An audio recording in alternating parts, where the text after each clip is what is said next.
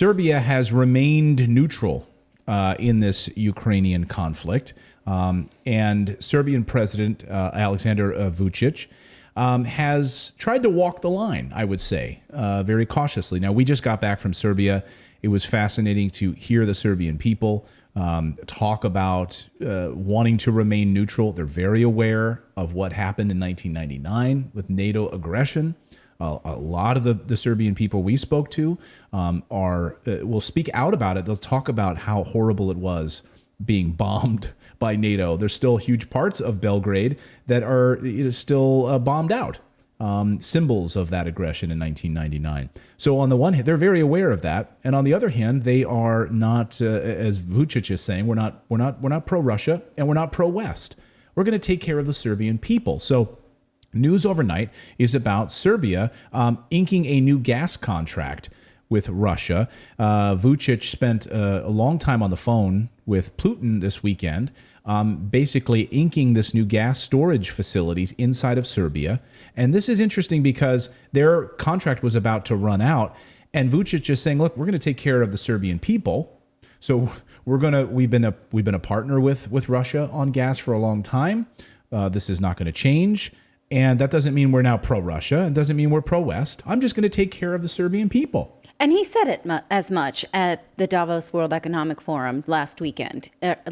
He said, look, we are not pro-Russia. We are not pro-West, but our priority is our own. It didn't get a lot of press because the Western media that covers Davos doesn't like to hear that. Right.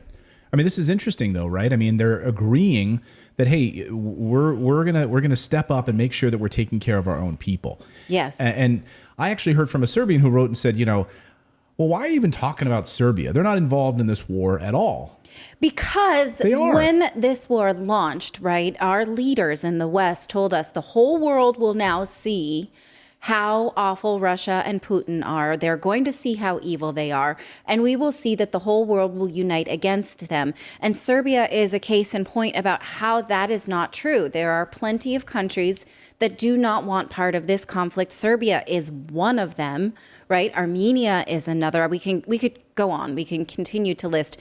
Interestingly enough, though, this 10-year contract with Belgrade expires tomorrow, May 31st. So it was time for them to renegotiate. When they were asked about the prices that Serbian people will be paying, basically they were told it's usury. It will be based on the price of oil, but it will be negotiated with Gazprom. Well, where have you heard Gazprom before? That was in the news just last week when the European Union had to go over to Gazprom and open a brand new account because Russia is accepting payments through Gazprom, which is a state-run, it's a private bank inside of Russia, Russian-owned, right? Right.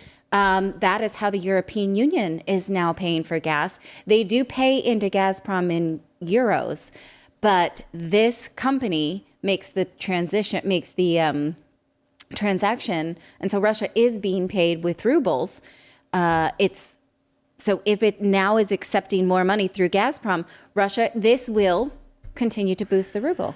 And Jackson, so the EU is pissed, as you can imagine, right? So the European Union is like, hey, you guys you supported a UN resolution against Russia, but we really want you to come out and show your support, for sanctions.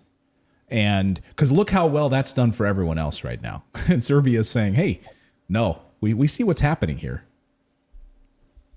Yeah, 100%. I mean, at the end of the day, the condemnation at the United Nations of Russia is really just virtue signaling. But talking about cutting off your country's gas supplies or oil supplies or energy supplies from Russia when you don't have other options, well, that's not going to go so well. And you're going to be probably still buying Russian energy just from a different source. It's going to be traveling through a different country like Poland has done with the Yamal-Euro pipeline.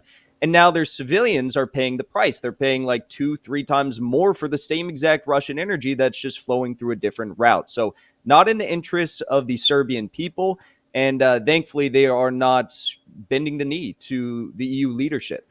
That's a great point about the United Nations, like virtue signaling. It's like, yeah, it's one thing to just get up there and verbalize that. But then when it comes down to the Serbian people, which are And they've certainly bounced back. We were there watching a lot of cranes were up. There was a lot of construction going. We were hearing from Serbians who were saying, like, we're seeing, it's a beautiful country. It's growing.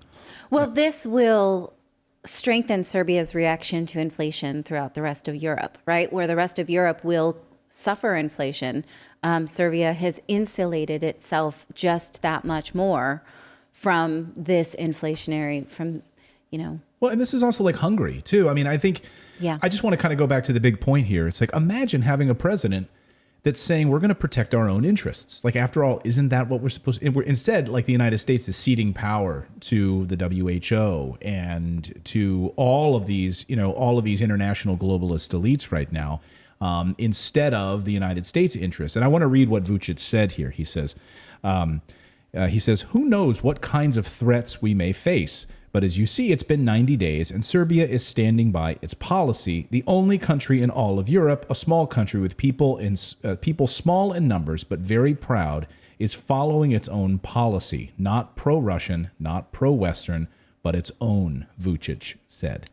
So, I mean, this is the kind of thing that makes Portugal famous, right? Is for protecting its neutrality in World War II, and they had a Vučić by way of Salazar, who was willing to work with allies and the, sorry, it's not working today, my brain, with both sides of World War II and protected neutrality, right? And so it works. The Axis and the Allies. Thank you. Yeah, that wasn't coming out.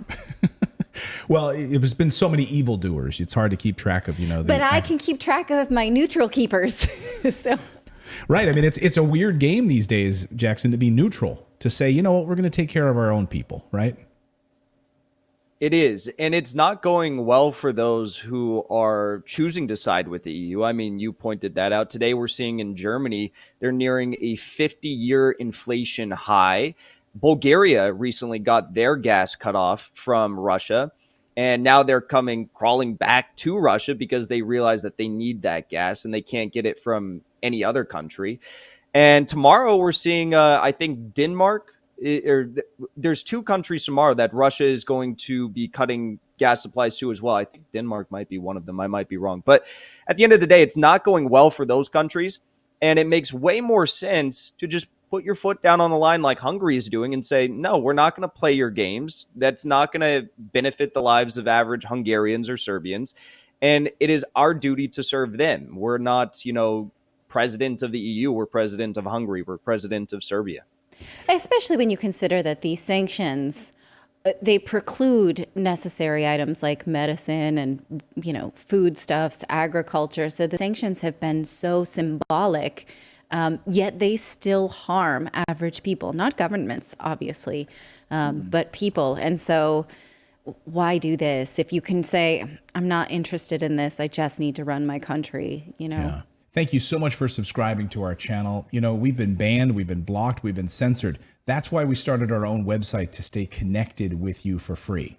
That's right. So head on over to redacted.inc and make sure you're connected with us. You can sign up again at redacted.inc, not .com.